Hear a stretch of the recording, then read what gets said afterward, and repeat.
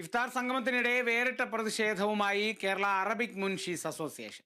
ഭാഷാ അധ്യാപകരെ അവഗണിക്കുന്ന സർക്കാർ നടപടിക്കെതിരെയായിരുന്നു പ്രതിഷേധ സൂചകമായി അവകാശ സംരക്ഷണ സംഗമം സംഘടിപ്പിച്ചത്.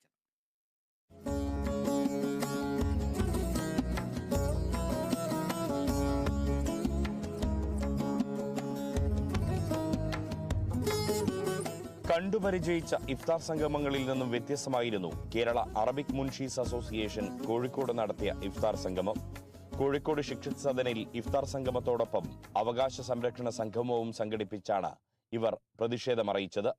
അറബിക് ഭാഷാ അധ്യാപകരുടെ ഹെഡ്മാസ്റ്റർ പ്രൊമോഷൻ നടപ്പിൽ വരുത്തുക, നോഷണലായി നിയമനാംഗീകാരം ലഭിച്ച അധ്യാപകർക്ക് തടഞ്ഞുവെച്ച വർഷങ്ങളിലെ ശമ്പളം ഉടൻ അനുവദിക്കുക, അറബിക് സർവകലാശാല യാഥാർത്ഥ്യമാക്കുക തുടങ്ങിയ ആവശ്യങ്ങൾ ഉന്നയിച്ചായിരുന്നു പ്രതിഷേധം.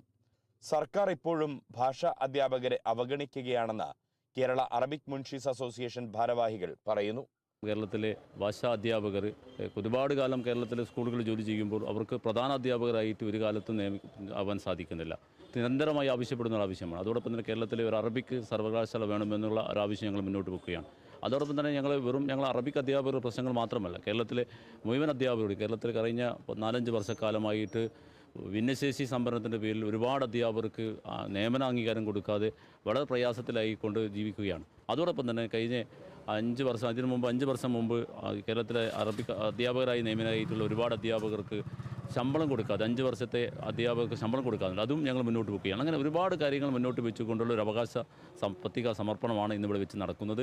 അവകാശ സംരക്ഷണ സംഗമം ന്യൂനപക്ഷ വിദ്യാഭ്യാസ സമിതി സെക്രട്ടറി നിസാർ ഓളവണ്ണ ഉദ്ഘാടനം ചെയ്തു. പ്രേമനാര്യാസം നേരത്തെ ഉണ്ടല്ലോ, പാട്ടിൽ കേട്ടിട്ടുണ്ട്, മംഗളം നേരുന്നു ഞാൻ പറഞ്ഞിട്ടുള്ള പാട്ടില്ലേ, ആ പാട്ടിന്റെ അർത്ഥം എന്താ പറയുക നിങ്ങൾക്ക് ശരിക്കും?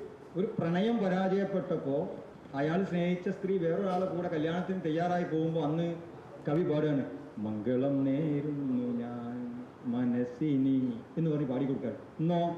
ഇന്ന് പ്രണയം തെറ്റുമ്പോൾ വയ്യാലെ പോയി ചിമ്മിണി വരാ തീ കൊടുക്കുക. ആ നിലക്ക് കാലങ്ങൾ മാറുകയാണ് അല്ലേ, വല്ലാത്തൊരു മാറ്റം. അപ്പൊ ഒന്നും നിയന്ത്രിക്കപ്പെടാത്ത രീതിയിലേക്ക് ലഹരിയുടെയും അതല്ലെങ്കിൽ അമിതമായ സ്വാതന്ത്ര്യത്തിന്റെ പേരിൽ കാര്യങ്ങൾ പോകുമ്പോൾ നിയന്ത്രിക്കേണ്ട ആളുകൾ, പ്രത്യേകിച്ച് വളർന്നു വരുന്ന തലമുറയെ നേരായ വഴി നടത്തേണ്ട ആളുകളാണ് സത്യത്തിൽ അധ്യാപകർ എന്ന് പറയുന്നത്.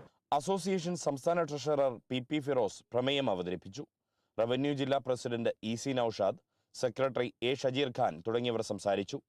പ്രതിഷേധത്തിന്റെ തുടർച്ചയായി ഏപ്രിൽ 10 വിദ്യാഭ്യാസ ഓഫീസ് ധർണ നടത്താനും 19 കോഴിക്കോട് വിദ്യാഭ്യാസ ഉപഡയറക്ടറുടെ ഓഫീസിന് മുൻപിൽ പ്രതിഷേധ സംഗമം സംഘടിപ്പിക്കാനും ഇവർ തീരുമാനിച്ചിട്ടുണ്ട്. Riyas KMR, Kerala vision news, Kozhikode.